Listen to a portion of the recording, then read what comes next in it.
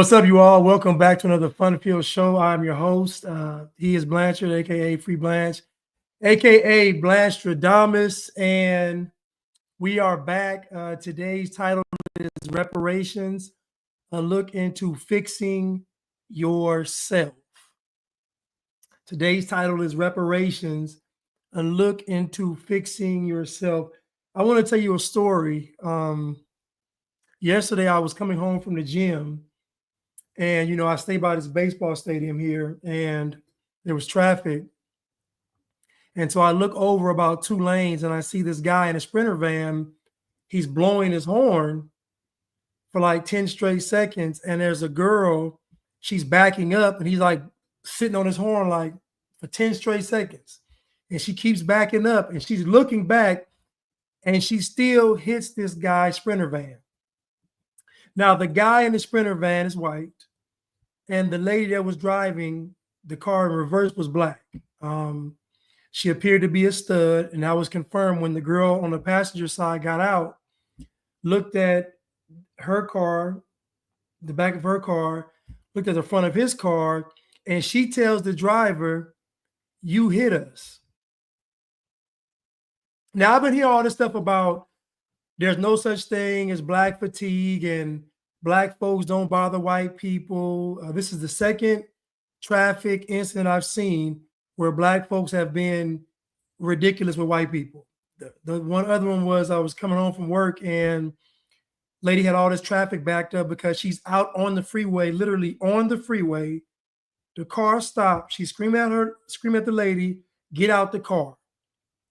The white lady's in the car on her phone like this. The black girl on the freeway outside yelling, "Get out the car." This incident, the girl backs up after this man was blowing on his horn for 10 seconds. Her girlfriend gets out and says that he hit them. And the man said, "I've been stationary the whole time." He said, "You didn't hear me blowing my horn?" And then he's looking at them. Now, you all would tell me that the people are racist and they don't like black people, but this man, the look on his face was bewilderment. Like his mind couldn't even fathom that she accused him of hitting her when literally everybody's looking because he's blowing his horn so long. Everybody looks over there. She literally backs up and hits his car anyway. And when the girl gets out the car, instead of just saying, "We apologize, sorry," she said, "You hit us." And the guy said, "No." He's like, "You're going to pull over on the side and I'm calling the police." Now, what do you think they did after they hit this man? They sped off. And guess what he did? Went right after him. My point is that everybody knows how insufferable black people are. Even black people know how insufferable black people are. The biggest indictment on black people is when black people get any kind of money, they leave black people and go move around white people. This is what everybody does. If black folks are so wonderful and they don't call people to get tired, then why is it when people get money, they don't want to stay in the community? They don't even want to stay and build it up. Like you would think they say, "Okay, let me stay in the hood and build it up." They don't even want to do that. They just say, "We go." So the biggest indictment on this argument is when black folks get any kind of anything, they leave the community and go stay around white people. And when anybody around the world is in a country filled with black people and they have an opportunity to leave that country and be around white folks, they take the smoke. They take the first thing smoking. Let's continue. I have a shirt on today and it says, "God loves all of her children." A couple of weeks ago, I was at the Goodwill and I just saw some shirts and I said, I got to get them. But my shirt says, "God loves all her children."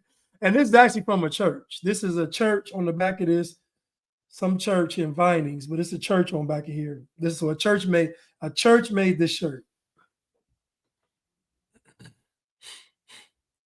But let's continue.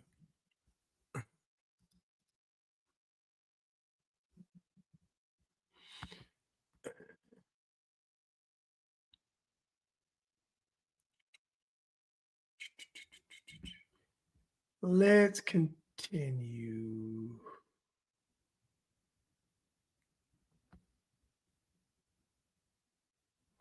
Oh, that's strange.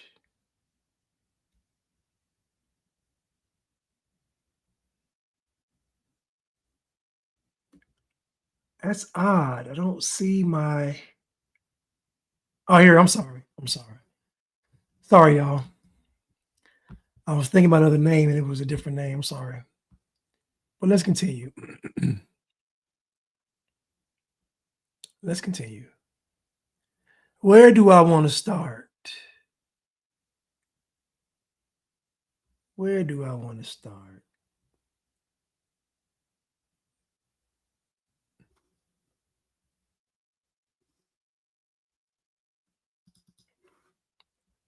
Most white people were going around lynching black people. During that time, yes. That's insane. You don't believe that. What do you mean that's insane? You believe that most white people were going around lynching black people. During civil rights and before, yes. What I find interesting about this argument, and nobody can answer this question, if all the white people were lynching you all, then what made them change? What gave them a change of heart? If white people are in charge and have always been in charge, then what made them start being nice to you all? No one can answer that question. What made them say, we got to be nice to them? What was it? Was it the civil rights movement? Was it protests? Y'all protest now and say they still racist. What? So again, my question is, what made the evil and wicked white person decide to have a change of heart and be nice to you all? Nobody can answer that question. And don't say it was a threat of violence, because you all are violent still today. You all tear stuff up still today. You all have the same complaints today that you had back then. So I don't know. Maybe someone can answer that question for me. Are you saying that most white people were going around lynching black people? During that time, yes. That's insane. You don't believe that. What do you mean that's insane? You believe that most white people were going around lynching black people. During civil rights and before, yes. Are you married? Could you just think about the logic behind this? Think about the tangible numbers. Think about the amount of white people and the amount of black people. Now think about this. Most white people were lynching black people. Black folks would be extinct. If most white people did anything to black people, they'd be done. Like the most dangerous part of this thing called black culture is that 99% of black people don't even question it. They don't even question it. Do you know how much power Satan has with the black community? Do you know how much power Satan has with the black community? To where if he says anything about race, black people believe it. No other group on the planet, you can just tell them anything and they believe it. Black people, you can tell them anything about racism and they will believe it. That is dangerous. The communists use it. The libtards use it. The Democrats use it. The globalists use it.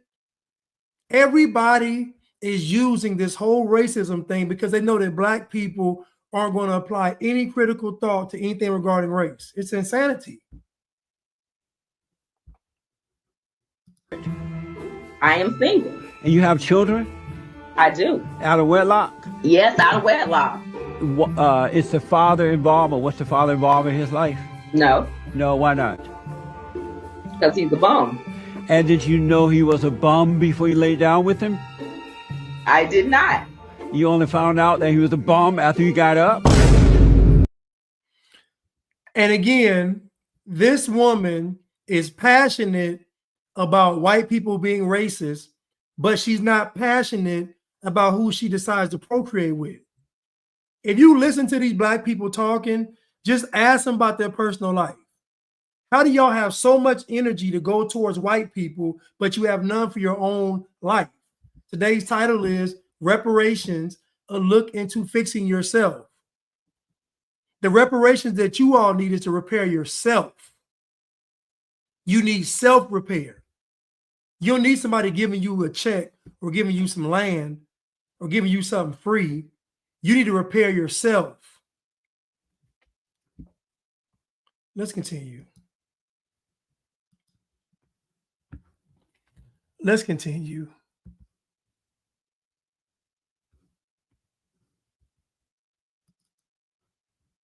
The Latino, African American, Asian, and other communities realize that they share the same oppressor is the day we start winning. But the problem is our communities are divided. For Asian Americans and for African Americans, we probably have one of the worst relationships between any community. Well, I bet you a lot of Asian. So tell me, somebody explain to me, how are Asian people oppressed? Can someone articulate for me, how are Asian people oppressed in America? Now, I get it in China, North Korea, I get it. But how are they oppressed in America? How are Asian people in America oppressed? Can someone explain it to me like I'm 5 years old? Okay. How are Hispanics oppressed how can Hispanics be oppressed when they're literally coming across the border every day? That doesn't even make any sense. If Hispanics were oppressed, they wouldn't be allowed to come into the country.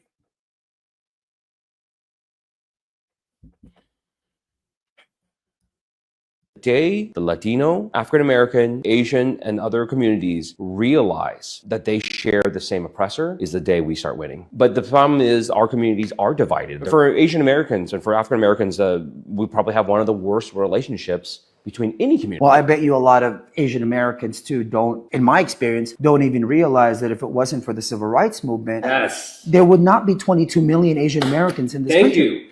Thank you. What I have been trying to teach the Asian community is, I want you all to think about, there are 22 million Asian Americans.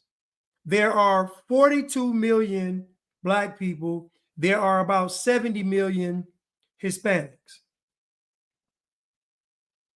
Who's the odd man out? The Hispanics and Asians have more in common with each other than either group have in common with Black people because of Black culture. The reason why Asians don't deal with Black people is not because they're Black. It is because their culture is destructive. These Asian people oftentimes have businesses in Black neighborhoods. They see it every day, all day, and they wouldn't be caught dead with you all. Hispanics always have been at odds with Black people. Why? Because of culture. Hispanics are very big on family. Black people are not. Hispanics are very big on community. Black people are not. These are cultural differences. It's not race. It is not race. It is culture. Chad said it best. Chad said that Black culture, people are repulsed by it, and it's true. So the reason why Black people don't have good relationships with anybody is because of their culture. it's like, friends, do you understand that your success, your prosperity, your civil rights that you enjoy right now was paid for with Black blood? I always tell people the day. And again, this is another person, he's lost in the sauce because these people don't know anything. And again, the most dangerous part of this whole game is that Black culture is the global culture. This person will never question MLK. He'll never look into who was he working with, who was he working for. He'll never look into communism. He'll never look into Marxism. He'll never look into actually see what was going on with the civil rights movement.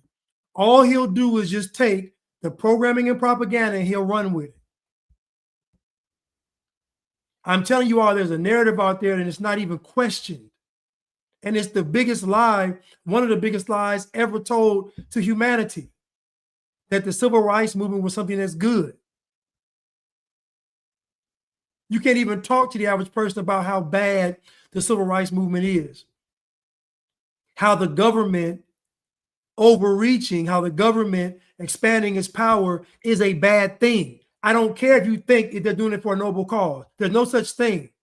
There is no noble way for a government entity to expand its power over the people. There's no righteous way to do that. This is why all these people, their solution is to give more power to the government. That's their solution.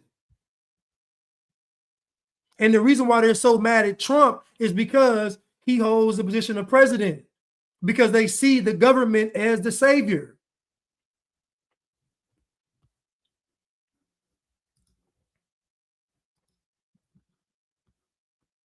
Today's title is Reparations, a look into repairing yourself.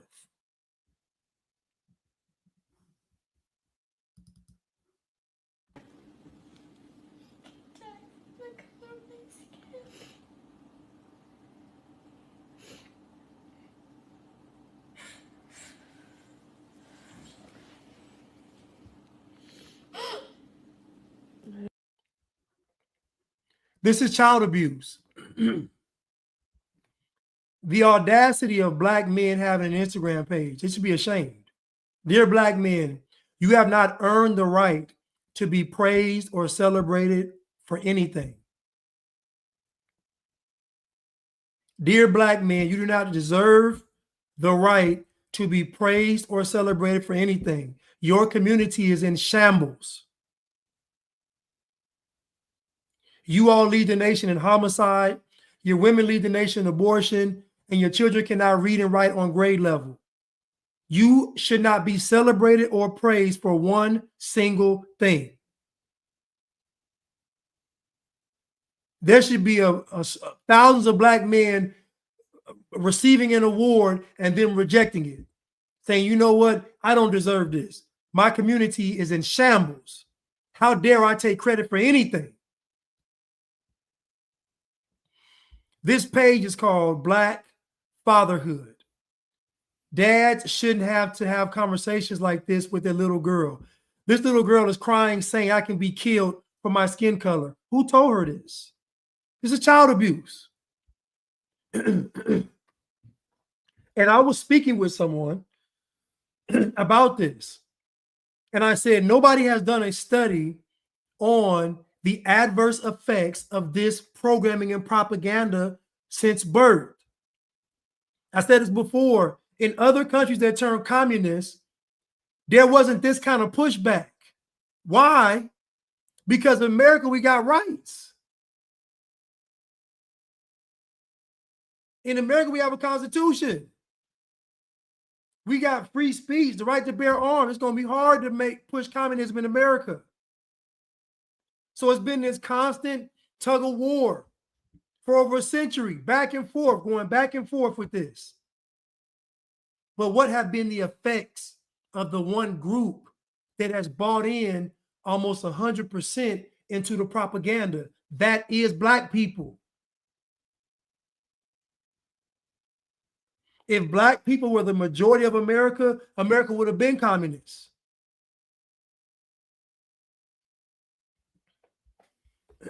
Thank God for the diversity in white people. Thank God for white people being diverse. That is the only reason America is still afloat, because white people don't all think the same way, like Black people. Again?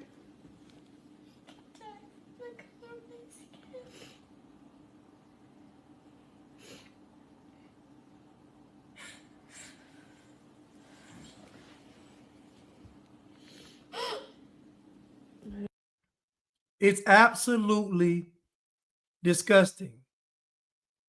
And Black people lie, so they told the little girl to say this. This is all scripted. I could die from my skin color. This child is already programmed, propagandized, indoctrinated. This little girl doesn't stand a chance. Her only saving grace will be Christ. That's it. People don't understand what are the effects of a person that's been programmed for 20 years. Do y'all understand what I'm saying?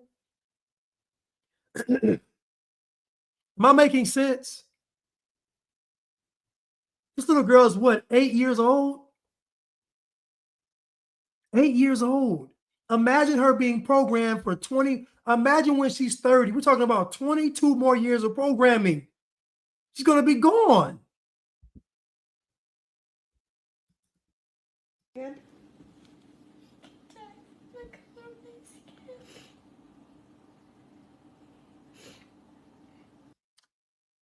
Somebody said, explain this shirt. This shirt is a joke. I went to Goodwill and there was just so many of these woke shirts there. Like somebody just, so I just saw, I bought about 4 of them. I bought 4 of them. This is one of them. God loves.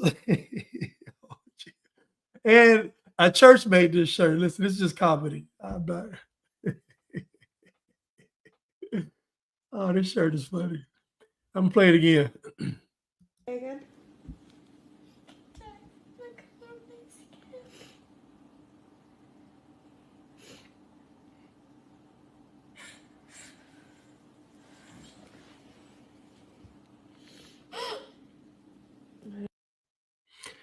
So this page is called Black Fatherhood, and the page should actually be banned because it's an abusive page. Anything that's highlighting Black fathers is going to be propaganda, because a good father is a good father regardless of skin color. Once you put Black in front of something, you've already devalued it. I'm sorry. It's a difference when a person says, what does it mean to be a man versus what does it mean to be a Black man? What does it mean to be a man is based on standards.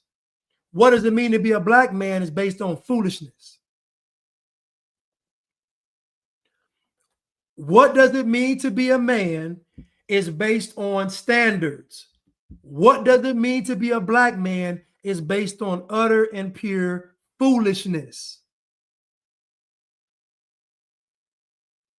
Anytime you put Black in front of something, Black history, Black neighborhood, Black school, Black business, anytime you put Black in front of something, you already diminish it.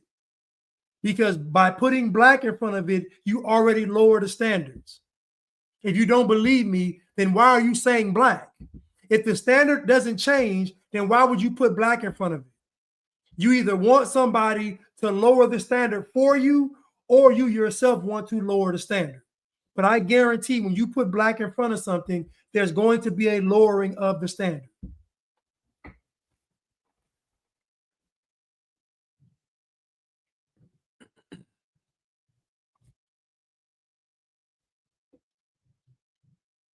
I could die from my skin. It's child abuse. This is child abuse. Kids are testing poorly. I'm talking about Black kids. It's not because if our kids are testing poorly, I'm talking about Black kids, it's not because the test is biased against them. It's because they do not know the material. If a poor Asian kid living in a 3-room apartment with 4 siblings can ace the test, our kids can do it too. Anybody who doesn't think so is a racist. They have the racism of low expectations about Black people. They write us off. They think we are defeated by history. They patronize us, presuming that we can't actually perform. Yes, we can't, becomes their mantra. But Black Americans can perform. We just need to do the work, and we don't have to do it by ourselves. Give us an opportunity to confront the deficits and redress them, maintaining a level playing field. Do not lower the bar for us, and we'll measure up in the fullness of time. It may not happen tomorrow, and it may not happen the next day, but it will happen in the fullness of time. It won't happen. I'm going to tell you why. This is why it won't ever happen. They patronize us, presuming that we can't actually perform. Yes, we can't becomes their mantra. But Black Americans can perform. We just need to do the work, and we don't have to do it by ourselves. Give us an opportunity to confront the deficits and redress them, maintaining a level playing field. Do not lower the bar for us, and we'll measure up in the fullness of time. It may not happen tomorrow, and it may not happen the next day, but it will happen in the fullness of time. The problem with his message is that his message still hinges. This is Glenn Lowry. His message still hinges upon somebody giving you something. Even in his empowering speech, he's still saying, give us an opportunity. Don't give me nothing. I need to earn my opportunity. I need to take my opportunity. This notion that somebody should give you something is really just a weak man's mindset. You don't have to give me, I'm going to take. And the problem is that much of the world's history is the strong defeating the weaker. That is human nature. That is survival of the fittest. If you ever see a pack of gazelles or zebras or antelopes, when they're running and they start doing that zigzagging pattern, they're trying to expose the slower animal, the weaker animal. They're not doing it to evade the predators. That's not why they're doing it. They're doing it to expose the weakest link. And when those predators are chasing those animals, they know good and well they can't catch all of those antelope, gazelles, or zebras or impalas. So they're just waiting to see which one is lagging behind. It is a very symbiotic relationship where the antelope doesn't hate the lion and the lion doesn't hate the antelope. The zebra doesn't hate the lion and the lion doesn't hate the zebra. The cheetah doesn't hate the impala. The impala doesn't hate the cheetah. The gazelle doesn't hate the cheetah or the leopard. They have a symbiotic relationship where they need each other because the herd needs the weakest links to be out of the herd. You know why? So they don't have to procreate. They don't want to create more weak offspring. It is a relationship that works, but somehow, some way, Black people seem to want to exist in a world that isn't like that. They want a world where they're protected, they're coddled, they're saved from everything. That's satanic. It's demonic. Throughout history, the strong have survived. And the only way the weak have taken over is because somewhere along the way, somebody weak got into power. Somewhere along the way, somebody weak whispered into somebody strong's ear. The world is ever approaching globalism, and you know who the main players are? It's Black people, because Black people justify the victim narrative around the world. This whole thing hinges upon Black people being slaves in America. It's slavery now in the world, and nobody cares. The only slavery that people care about is Black people being enslaved in America. That's it. They don't care about the Arabs in slavery, Jews in slavery, Dutch in slavery, the Brits in slavery, Portuguese in slavery, Africans in slavery, all Native Americans in slavery. All they care about is Black people being slaves in America. That should let you know the entire narrative is a setup. You mean to tell me out of all the slavery in the world that's happened since the beginning of time and going on today, you only care about one group of people being enslaved for the shortest period of time?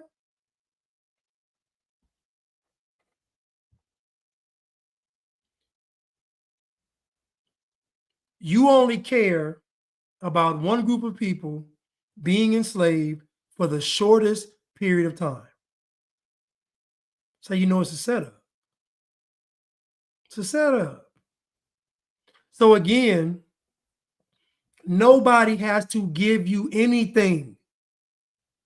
It's a lie. How are you waking up every day? Because what y'all are really saying is that white people are superior. That is what you're saying every day.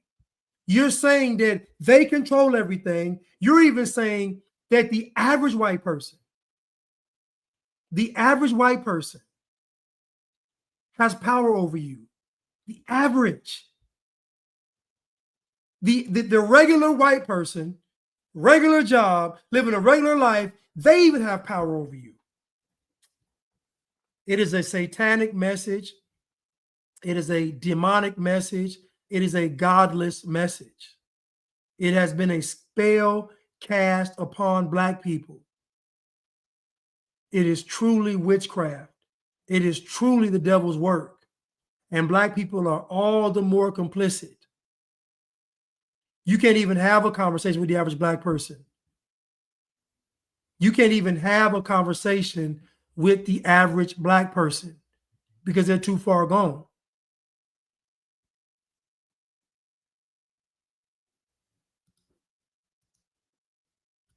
They are too far gone.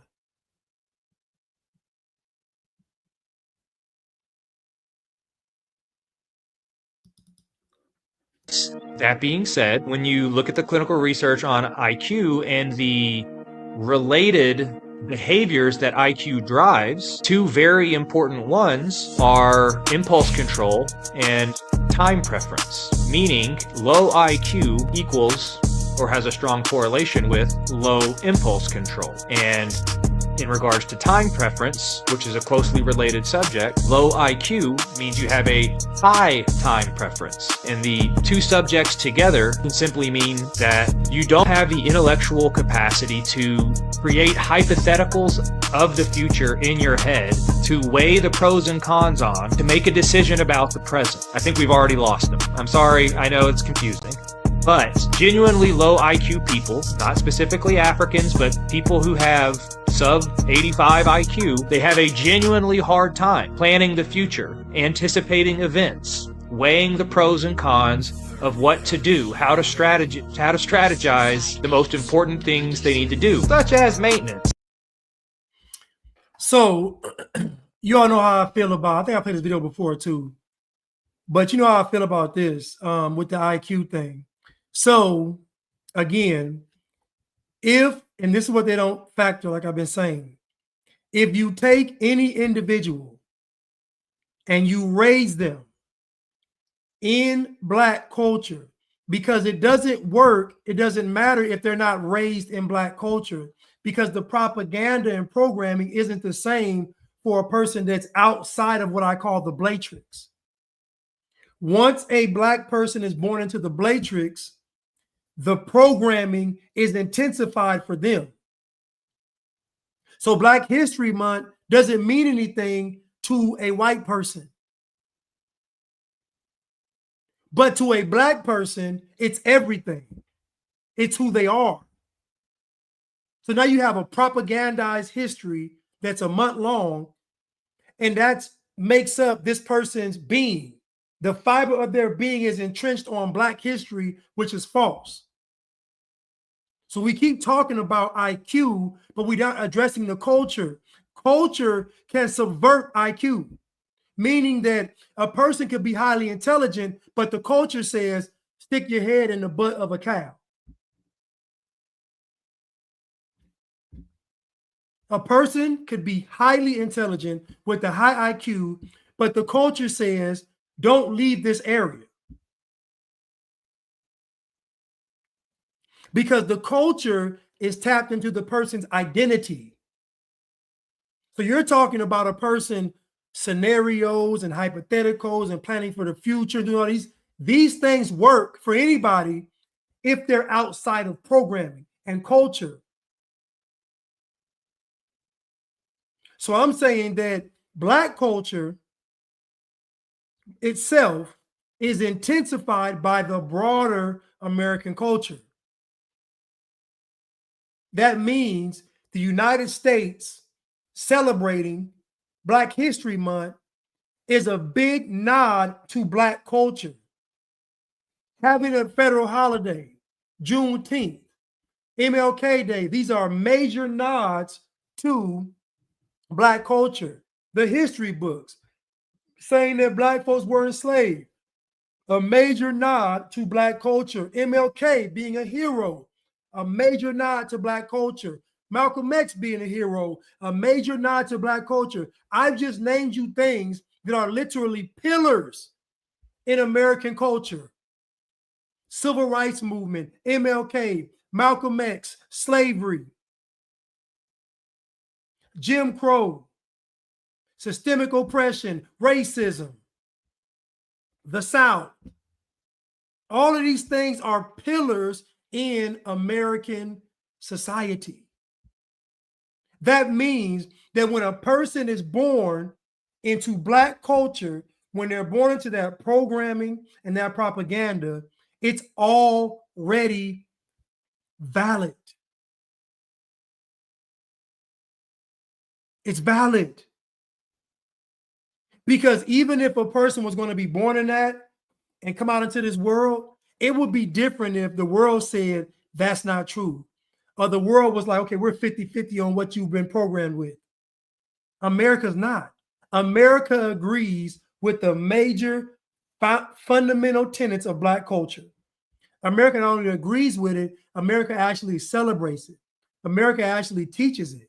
America doesn't argue with it at all. Even Republicans and conservatives agree with the foundational tenets of Black culture. That's why Chad sounds so crazy. That's why Chuck sounds so crazy. That's why Keisha sounds so crazy. That's why we sound crazy, because what we're saying is going against what's already been stated as a standard of American society and culture. These are things you can't argue on. These are non-negotiables. So what this person isn't even trying to think about is how much culture can subvert IQ. That means a person may be intelligent, may be even a genius, but will they stand up to their culture? The answer is probably not, because standing up to the culture isn't about IQ, it's about character.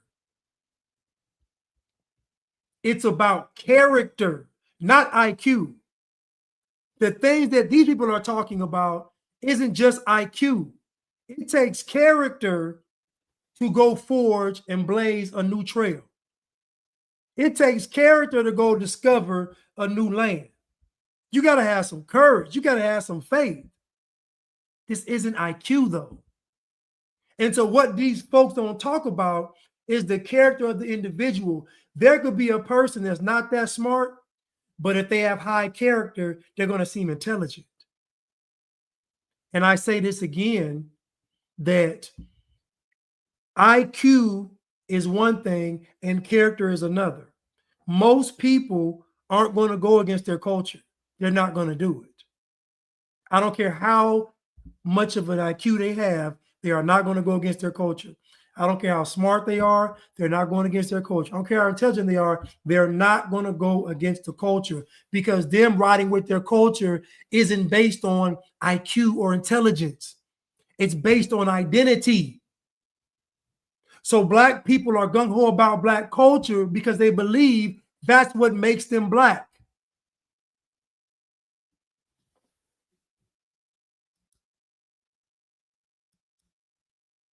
But that being said, when you look at the clinical research on IQ and the related behaviors that IQ drives, two very important ones are impulse control and time preference, meaning low IQ equals or has a strong correlation with low impulse control. And in regards to time preference, which is a closely related subject, low IQ means you have a high time preference. And the two subjects together can simply mean that you don't have the intellectual capacity to create hypotheticals of the future in your head to weigh the pros and cons on to make a decision about the present. I think we've already lost them. I'm sorry, I know it's confusing.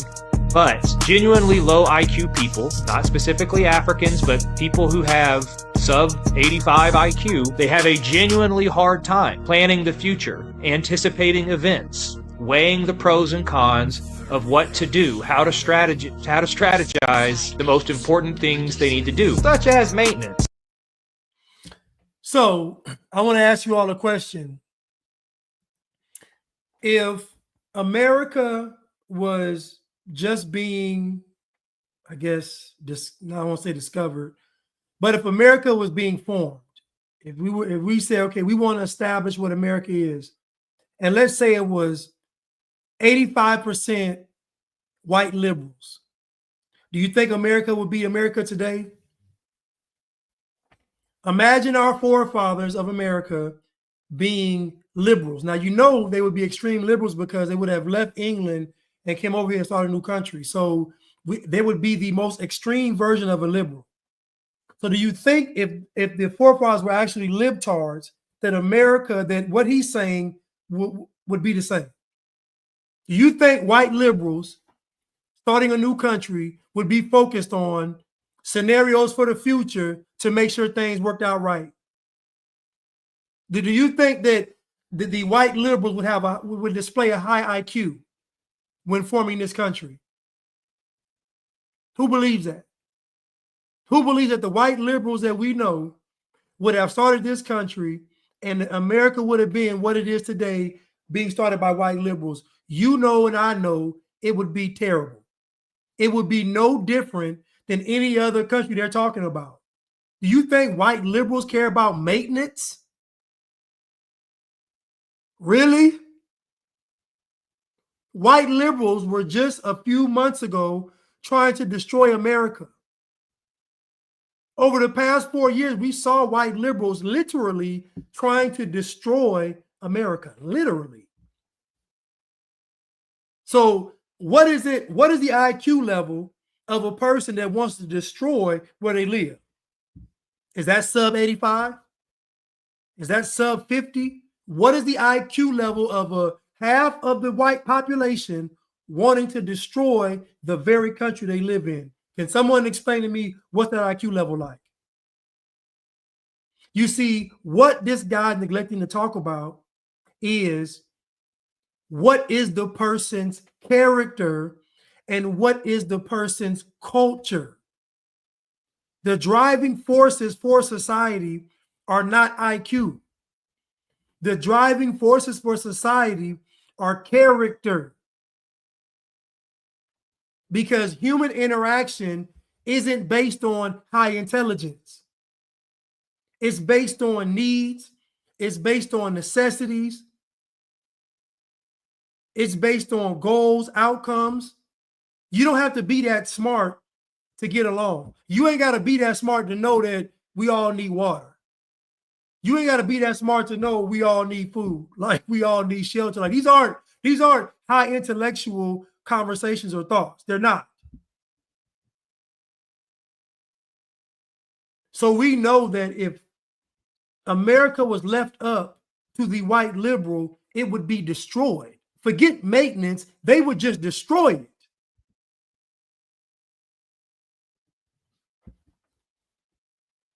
And I really talk about this IQ thing because I believe in the end, people, we are going to come together and it's not going to be on race. You can't listen, when the Jews are running to you because they want to know who Christ is, your heart cannot be in a position where you're not going to want to see them saved. When that Antichrist is rising to power, coming up out of Israel, and he's slaughtering them, and they run into the believers, you can't have your heart hardened and say, y'all getting what y'all deserve. You can't do that. Because you got to look at everybody how God does. So that means for the Jewish people, for the Blighties, for the liberals, when it comes time for them to say, we want to know who Christ is, you're going to have to be the bigger person. So again, that's not based on IQ. That's based on character. And I'm telling you all that you are going to have a heavy task. It's going to be a lot of pride swallowing, a lot of understanding, a lot of love. I'm just telling y'all. People are going to be running to you, believers. They're going to be running to you. They're going to say, take me in. They're going to say, pray for me. They're going to say, protect me. They're going to say, feed me. They're going to say, save me. They're going to say, show me. And your heart has to be in the right place. This is why I'm so big on this whole IQ thing, because people are being deceived. They're going to write a group of people off who are going to be essential to their survival. It is not going to be about race. Get that out of your head. They even show you in these post-apocalyptic movies. You ain't ever seen one post-apocalyptic movie where these folks is worried about race.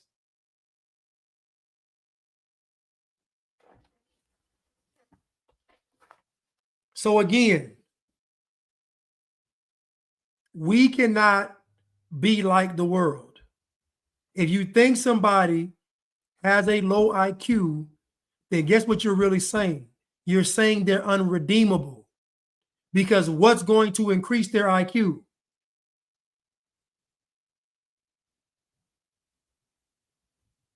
Although reading does.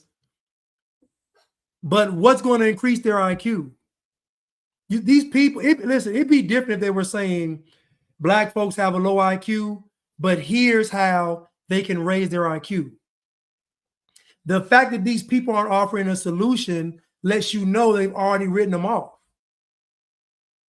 They've already said that black folks are unredeemable. That's why I reject the message, because the foundation and core of it is just that, is that black people are unredeemable. And guess what? I get on black folks the hardest, but I know black folks' issue ain't IQ. Black folks' issue is character. And black people indulge in a character that is culturally low. Black people have poor character. And it's fed and instilled in them since birth. I'm not giving them a pass though, because black folks don't know right from wrong. But black people have very poor character, very poor. The average black person you meet on the street is going to have poor character.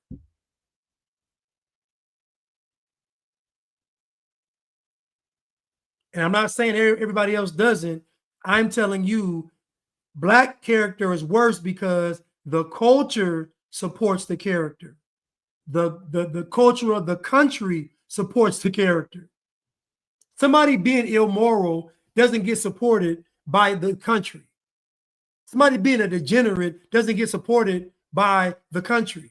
The country actually supports the low character in black people. That's what makes it worse, because now that poor character is seen as virtue.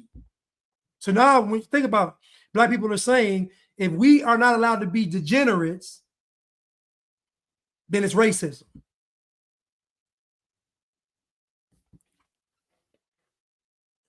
Let's continue.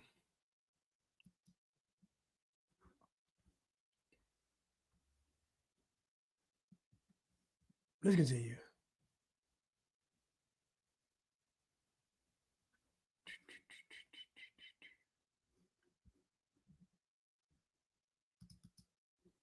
Growing up in this society, and just because you have this skin tone, you have different rules that you got to abide by, or you can't be proud of your history because you're this skin tone. Like, people really got killed because they were a different skin tone, bro. You know how stupid that is? You know how ignorant you got to be to put somebody in a tree and hang them because they're black? Okay, I'm going to start this over. But Kyrie is an idiot.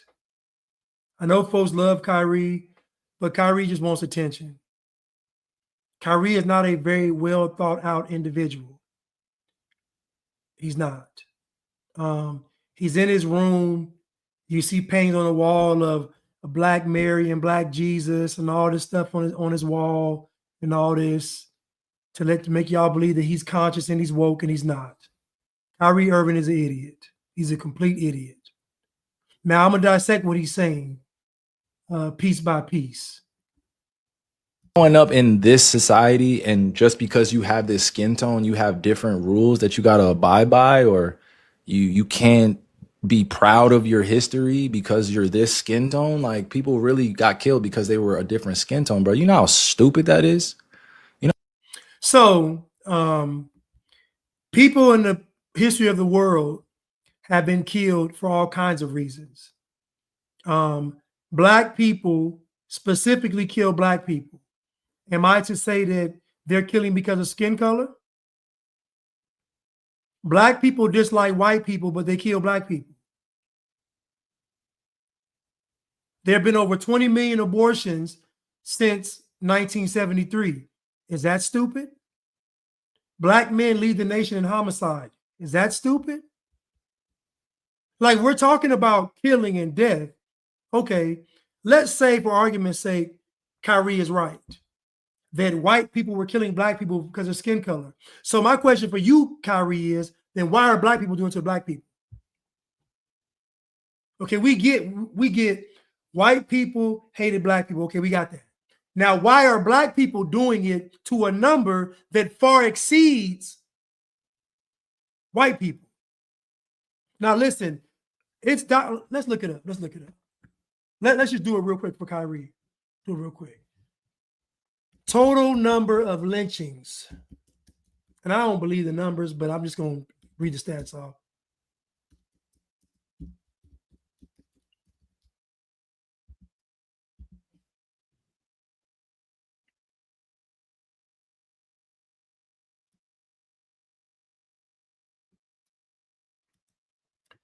Total number of lynchings. 3,446 Black people have been lynched, and 1,297 white people have been lynched. Now, I can say that that is horrific. It's bad. The lynchings is bad. But let's just say let's just round it up to where it's 3,500, 1,300, 48. So let's just say 5,000 lynchings. Now let's see Black homicides in 2024.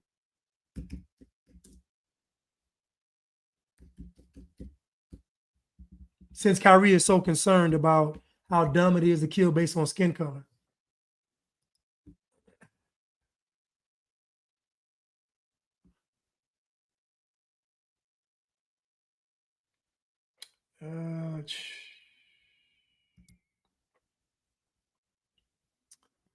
Let me just pull this up.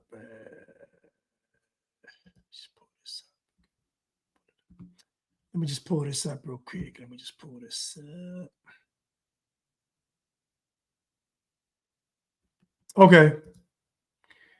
In 2023, there were 9,284 Black murder victims in 2023. In 2023, Kyrie, I'm gonna round it up like I did for you. So there's been 5,000 total lynchings in the history of America. In 2023, there were 10,000 Black homicides. So in just 1 year, the lynchings were double the amount. So why is Kyrie spending all this energy on the total number of lynchings for the entire history of a country, but not just 1 year of the Black on Black homicide?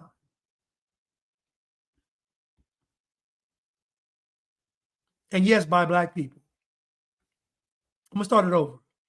So we have 5,000 lynchings total in American history, but just in 2023, we had 10,000 homicides, Black people, Black on Black. and Kyrie ain't gonna say a word about it. Now, how are we stepping over 10,000 black people being dead to focus on some folks that got lynched 100 years ago, 200 years ago? How are you going back that far? I'm talking about 1 year. So let's just say the average is 10,000 homicides a year. Let's say the average is 10,000. So that means from 2014 to 2024, there were 100,000 black homicides. And Kyrie ain't gonna say a word about it. Like growing up in this society, and just because you have this skin tone, you have different rules that you got to abide by, or you can't be proud of your history because you're this skin tone. Like people really got killed because they were a different skin tone, bro. You know how stupid that is? You know how ignorant you got to be to put somebody in a tree and hang them because they're black? It's probably the dumbest shit I ever heard, bro, to be honest with you. Like, and I say this from not an ignorant standpoint, by the way. So shout out to the educators. I'm not diminishing, you know, what you put out there and what I've learned. I'm saying that it's one of the dumbest things ever. It really is. It's one of the, it really is, bro. You really don't like somebody because they're a different color, they're a different religion, bro. That's the dumbest shit ever for me. I don't get along with people like that, bro. And I don't have time to listen to people like that. Literally, you're trying to downplay the fact of racism and then say, pick up your bootstraps and work harder when there's a whole system designed to oppress people. Let's see what Kyrie's net worth is. Let's see.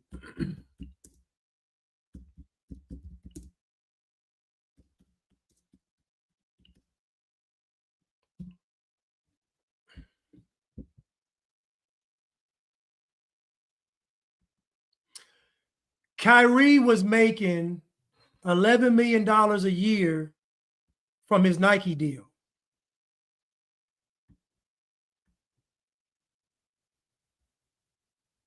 He was making $11 million a year just from his Nike deal. This says that Kyrie Irving's net worth is $90 million and his salary is $35 million. So we got Kyrie Irving making $35 million a year, and he's telling you all that you're oppressed.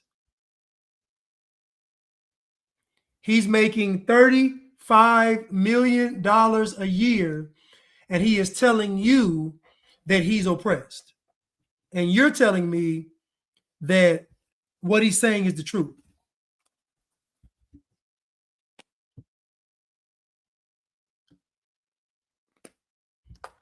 Pamela said, why is he on a podcast talking about slavery? What else would he talk about? I've already mentioned how capitalistic these people are. Capitalists.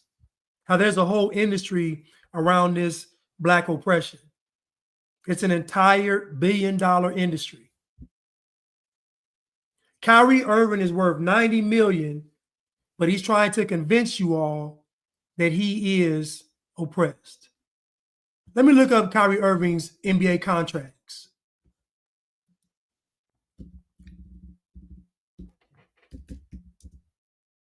Because I want to contextualize what he's saying. I want you all to see his contracts.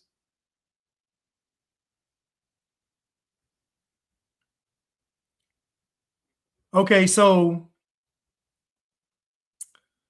I'm gonna just read his contracts from his rookie season up until now. So from 2011 to 2014, he made $23 million from the NBA. That was his rookie deal. Then he made, from 2015, 2019, he had a 5-year deal worth $94 million. Then from 2019, 2022 with Brooklyn, he had a 4-year deal worth $136 million. And then he signed a contract with Dallas worth 3 years, $120 million. So that's, let me do my math real quick. I'm just going to keep it simple. Keep it very simple. And maybe add one more extra. Maybe round up an extra, maybe do a little extra right there. Okay, let me see.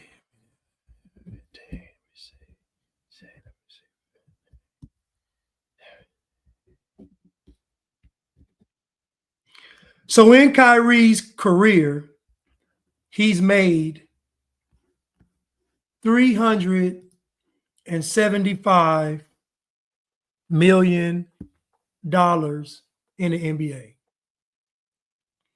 And he's trying to convince you that he's oppressed.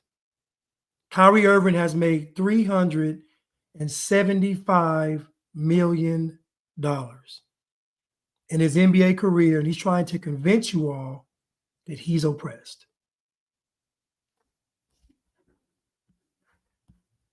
I have darker skin tones. So you can judge me when you see me at a basketball court. You can say all these nasty things. People have said nasty things to me before. I've heard people say different things to people before, but you don't even fucking know who I am. That's what I'm saying. This is my crash out cam because I got to get y'all this one-on-one POV before I get out of here. But the racism and all that stuff, and I'm sure like I've gotten shadow banned plenty of times on my social platforms for talking about certain issues. I don't care either. But I'm saying Kyrie Irving has never been shadow banned. Everything Kyrie Irving is talking about is an approved message. Black people lie. Black people talking about race and racism will never get shadow banned. A black person talking about racism in America will never get shadow banned. Why would it? It's not a controversial topic. What Kyrie Irving is talking about is not controversial. Him saying the earth is flat is more controversial than him saying America's racist. Who are we kidding? What he's saying is not controversial. He is not being shadow banned. It's a lie. I stand up for humanity being a coexisting community where race, culture, and class or religion is not always at the forefront of everything you do. I'm not saying you don't put God first. I'm not saying you don't put your faith first. I'm saying that you would allow those things to not show you the truth of how you're supposed to treat others. If you put God first and your faith is strong, what the fuck in your faith tells you to hate other people? Now, see, what he's doing is he's making a statement that is indicting white people, but he's saying as if it's factual. So he's acting like he's responding to something that he's not. He's making it up. He's making it up. He's like, how can you hate somebody? As if he's had experiences with hate. Fans say all kind of things. If a fan believes that if they call you a monkey, you won't be able to hit the basket, then guess what? They're going to call you a monkey. Last year in the finals, he had a poor performance in the finals. He played very poor in Boston. Was he playing bad in Boston because the fans were calling him names? No. Did he play bad in Dallas because the fans are calling him names? Of course not. Anytime there is a level playing field, Black people will always play the victim. They will always bring up race. Anytime there is a level playing field, a normal conversation, a level playing field of a debate, any kind of scenario where Black people will always bring up racism to gain the moral high ground. Because America as a country, you all say is racist, but America is very complicit in the narrative that you all were oppressed and that you all are currently oppressed. I deny all of it.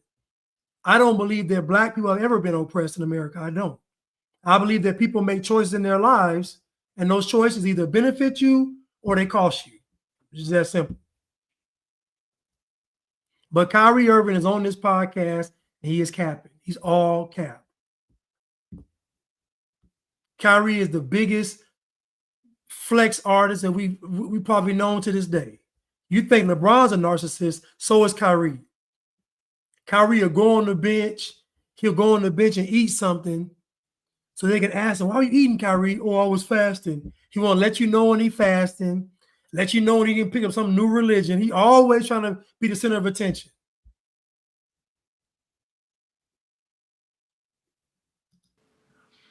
I haven't read that in the Quran to hate other people. I haven't read that in the Bible. I haven't read that in the Talmud. I haven't read that in different holy books to just go out and hate people. I've never seen.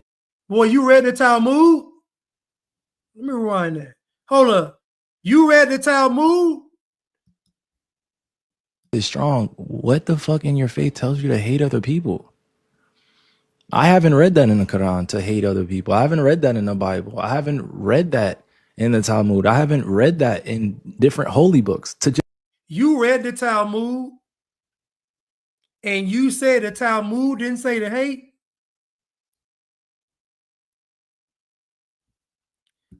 Kyrie Irving just said he read the Talmud. I don't know which version he read the Talmud. I don't know what he read the Talmud.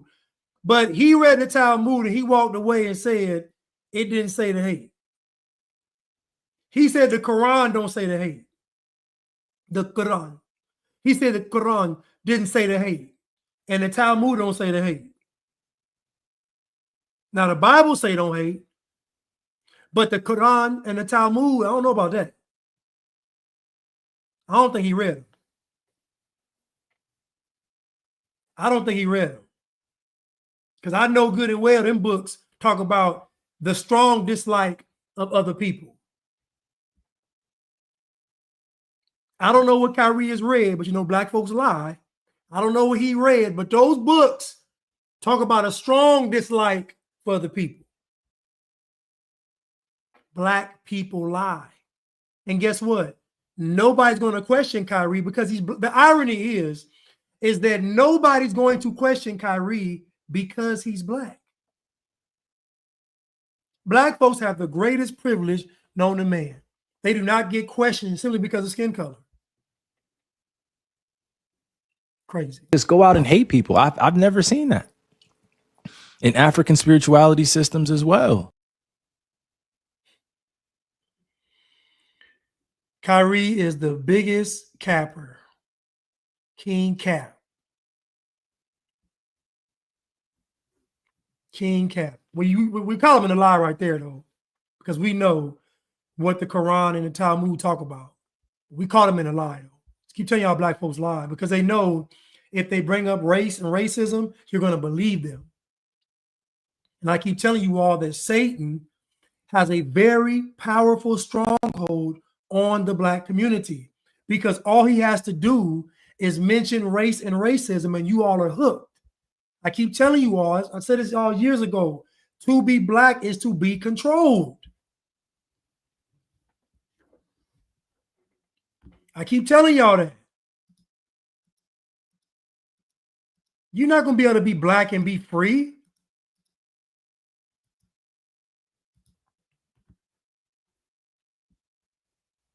But let's continue. Let's continue.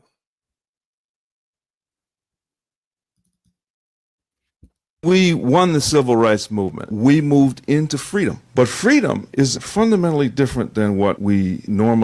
When we won the civil rights movement, we moved into freedom. But freedom is fundamentally different than what we normally think of it. We had all the skills in place to survive oppression. We had no experience whatsoever with freedom. And so when we came into freedom, we experienced it as a humiliation. You were a janitor before, and now that you're free, you're still a janitor. That's painful. Because freedom is associated with such pain and shame, the first thing people do is say, hey, I'm not really free. Racism is everywhere. It's in every little situation. And that explains why we haven't done better. We were never as obsessed with racism when we were actually segregated as we are today in freedom. We are a people traumatized not by oppression, but by freedom. And the great challenge that faces us as a people is to learn to thrive in freedom.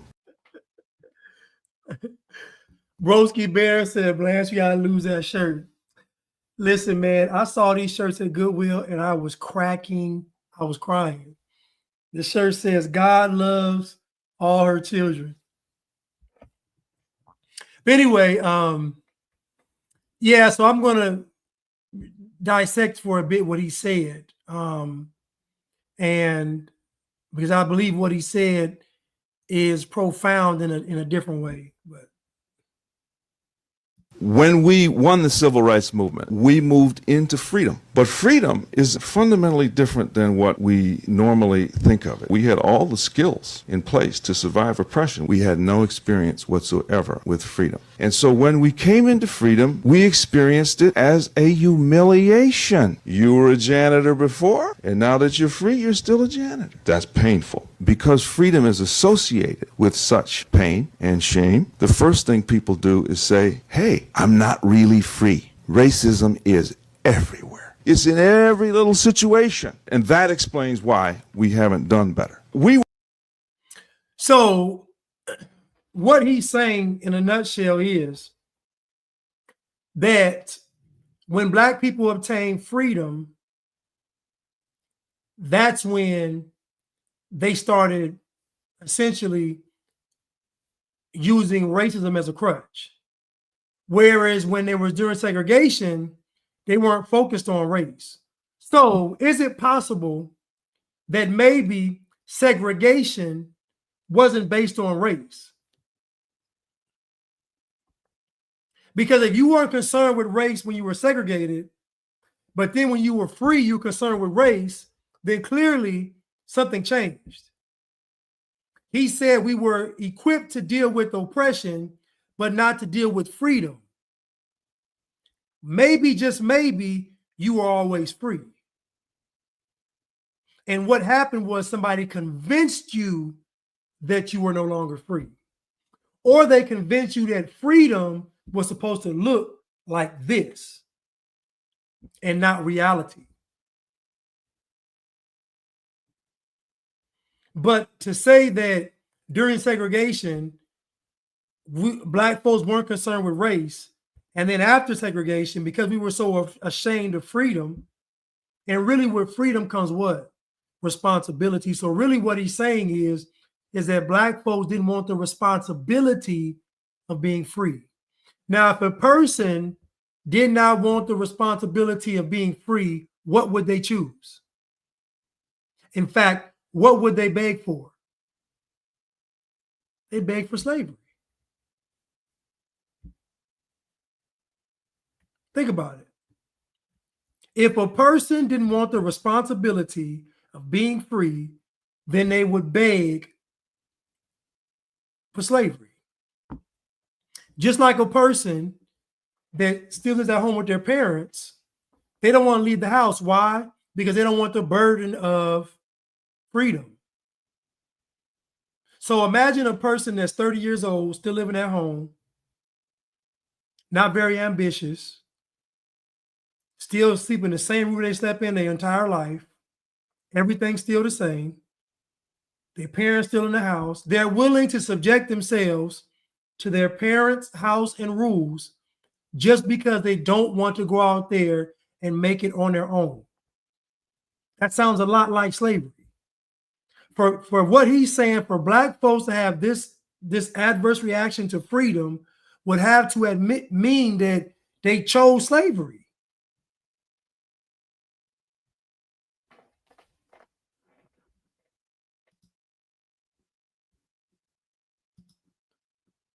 Play it again.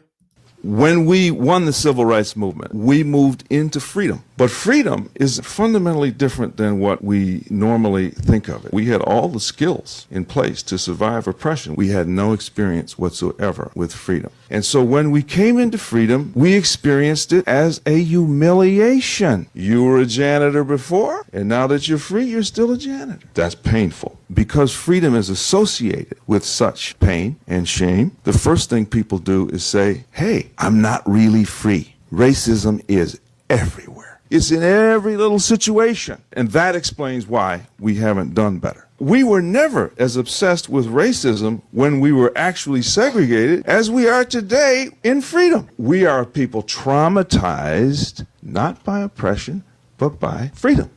And the great challenge that faces us as a people is to learn to thrive in freedom.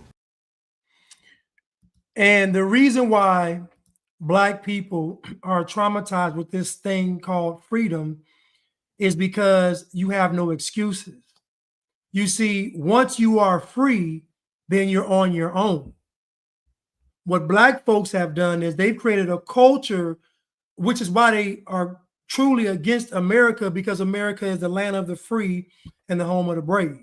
That's why Kyrie even mentioned in the video, you know, they're saying you must pull yourself up by your bootstraps, as if every person doesn't do that. Everybody has to do it. So this notion that Black folks are supposed to exist in this kind of world where they get to do things different than everybody else is insanity. I'd venture to say that not only do Black folks have an adverse reaction to freedom, but I go a step further and say Black people are spoiled. They are spoiled children. Anytime Black folks cry and complain, somebody comes along and gives them what they want. Every time. Anytime Black people cry and complain, somebody or something comes along and gives them what they want. Black people are spoiled. Spoiled rotten. Spoiled rotten. I want to pivot real quick and jump into Jamal Bryant. He had a recent interview with somebody. So I want to just jump into this real quick.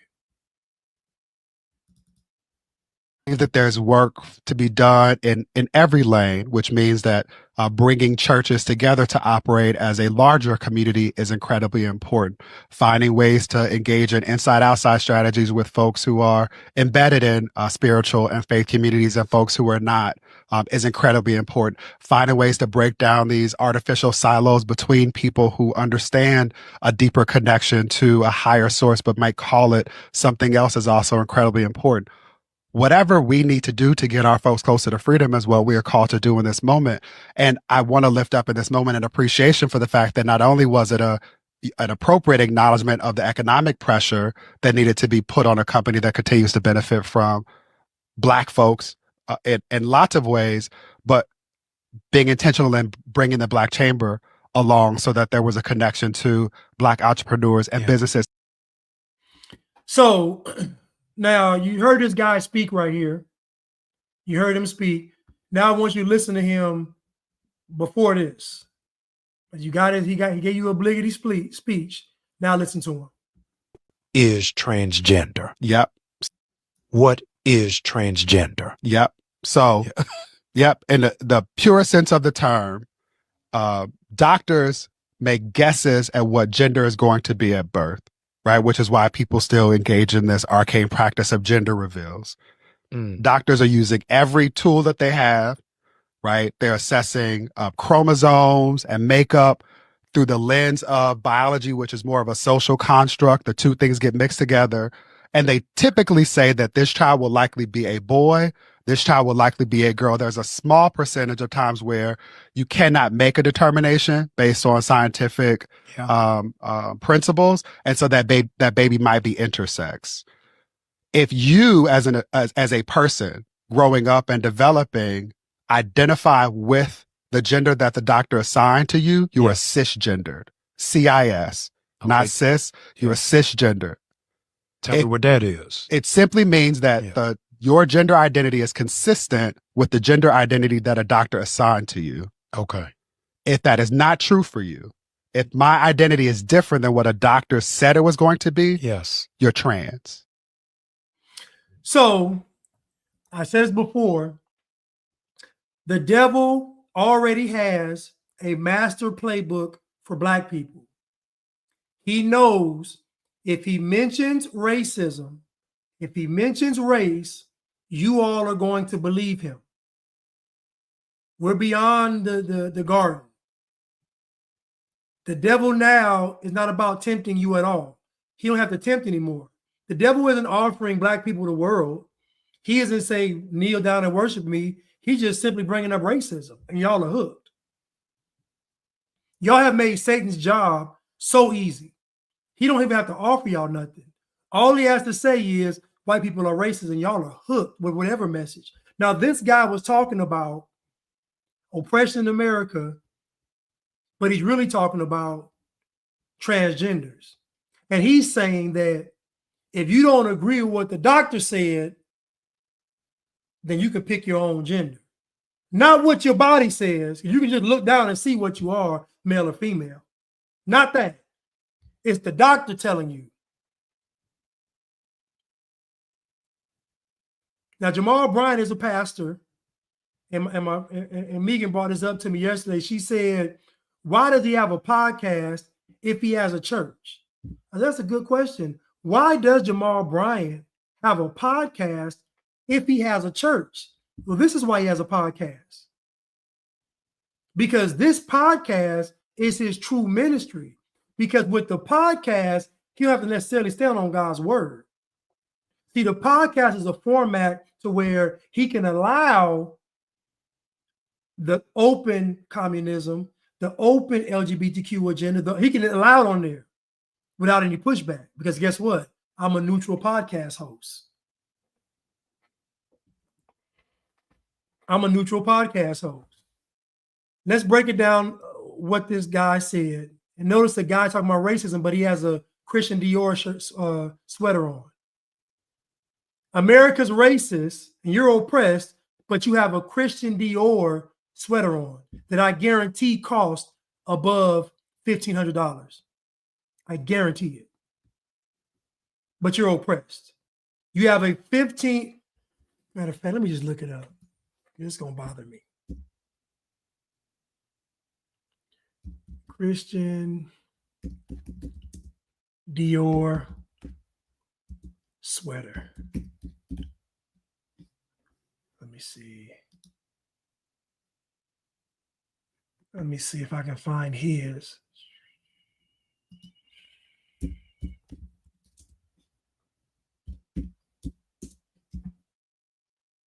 His sweater costs $2,000. The guy in this video is wearing a sweater that costs $2,000, and he's trying to convince you that he's oppressed. He's wearing a sweater that costs $2,000, made by white people, but he's trying to convince you that he's oppressed.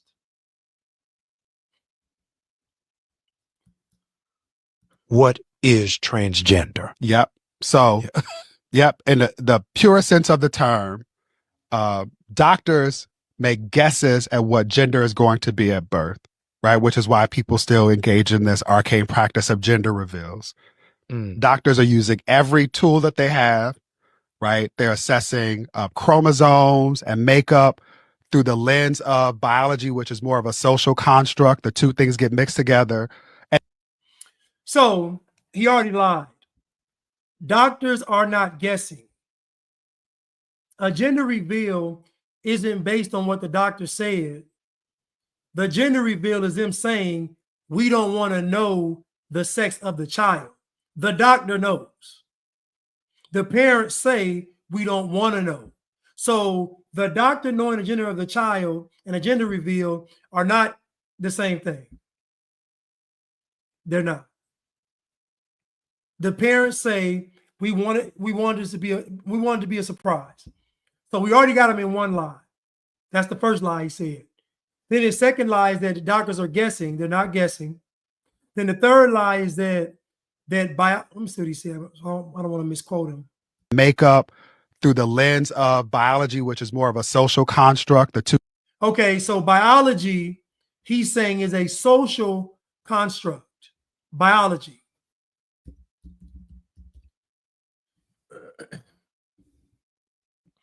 Biology is a natural science discipline that studies living things.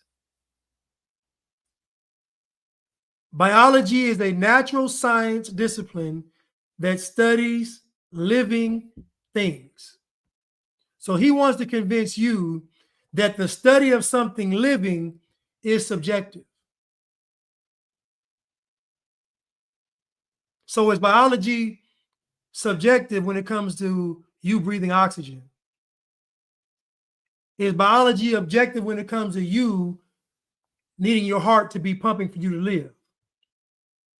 Is it subjective when it says that you need an energy source to function, i.e. food, or that you need water,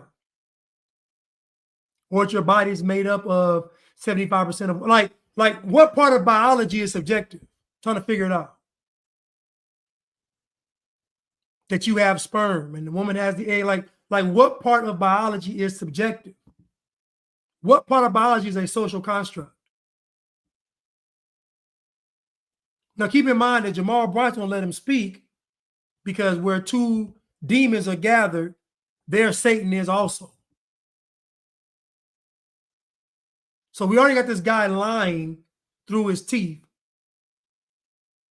But most black people, believe it or not, are going to listen to this guy. They are. Because all he has to do is mix just enough racism talk with just enough transgender talk, and you all will be hooked.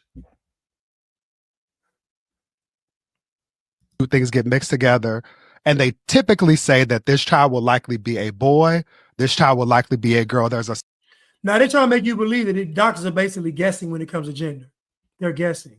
So the doctors are guessing, but the LGBTQs got it figured out. The doctors are went to school for it. They do it every day, but the LGBTQs wake up out of the bed and say, I got this whole thing figured out. I know what I am. Okay. Small percentage of times where you cannot make a determination based on scientific principles, and so that baby might be intersex. So he's saying, because now this is what he's saying now. On one hand, he's saying the doctors are out there just guessing. And then he's also using, but when they're wrong, it means the child is intersex. So how does the doctors being wrong in a small percentage of cases validate your entire message? You just told me doctors are guessing. Now you're telling me, but when they're wrong, it means the child is intersex. So you see what he's talking at both sides of his mouth. This is Satan. On one hand, you say doctors are just guessing when it comes to gender.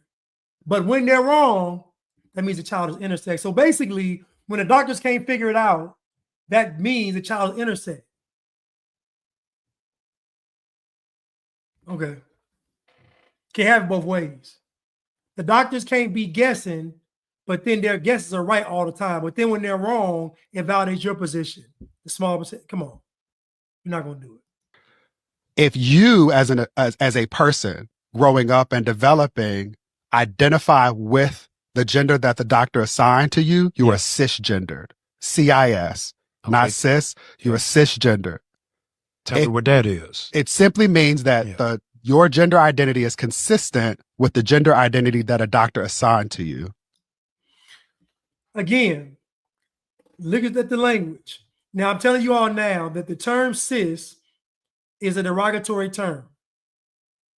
You may not think it is. It is a derogatory, because if you choose, what we said, if you choose to take the gender you are assigned by the doctor, then essentially you're working with the system. Cisgender is not a positive term, because what he's saying is you chose to go with what the doctor said and not with what you were feeling.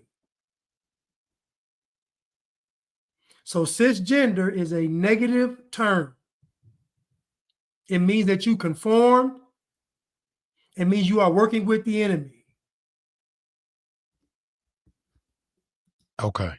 If that is not true for you, if my identity is different than what a doctor said it was going to be, Yes. you're trans. So you see, now if you disagree with the doctors, now you in a special group. Now you're special. If you agree with the doctors, you ain't special. You working with them. You the enemy. If you disagree with the doctors, now you with us. Now you're special. All witchcraft, all demonic. And look who's doing it, Jamal Bryant. I told you all that Black people are going to usher in the Antichrist. The Black church is already compromised.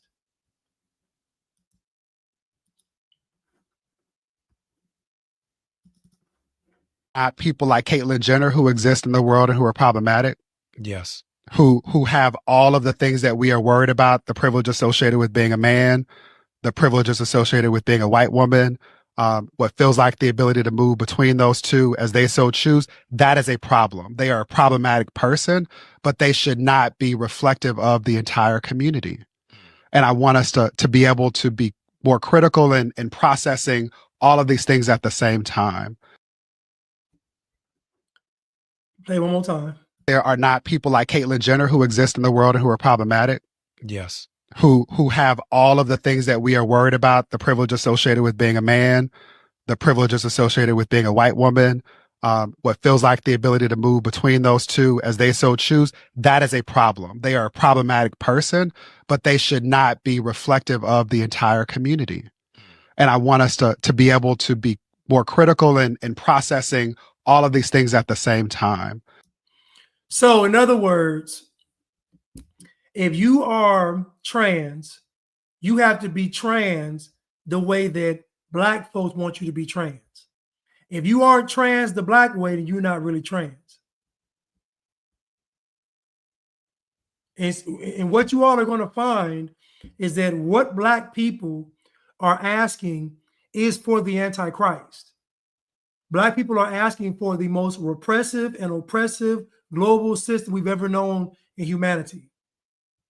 That's what Black folks are asking for. Black folks are policing literally everybody. Whether being trans and Caitlyn Jenner is trans, that ain't good enough. You got to be trans how I say you be trans. So again, this is Jamal Bryant. He is ushering in the Antichrist. And although many folks may say this is crazy, this is all they have to do is correlate LGBTQ with being oppressed like Black. So that's why they say heteronormative. Heteronormative is white. Nuclear family is white. They're already slowly demonizing what God said is his plan for us. Man and woman and child, that's white. Heterosexuality, that's white. 2.5 kids and a dog and a cat, that's white. Conservative values, that's white. Order and structure, that's white. And they're going to get Black people hooked into this because they're going to make it about race. In the first video I played, this guy was praising Jamal Bryant for the fake Target boycott, talking about Black folks oppressed. Then they go from Black folks being oppressed, then they start sliding into the doctors. The medical industry is white. When they talk about the medical industry, they're talking about because why? The medical industry is what? It's racist. So it's what? Anything that keeps society in order and structure, they're going to say it's white. So that when it comes time you to choose to keep it running or destroy it, you're going to pick to destroy it.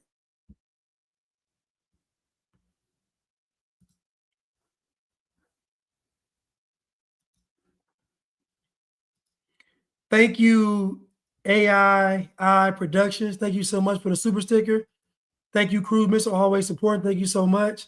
And thank you again, AI Production. Thank you so much. I really appreciate it.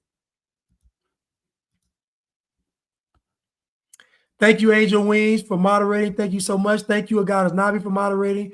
Thank y'all for tuning into the chat. I love y'all. I want y'all to have a good evening, get some rest. I don't know if y'all got any plans this weekend, but if you're out of town, have fun. If you're at home chilling, still have fun. God bless y'all, and I will see you all on Monday.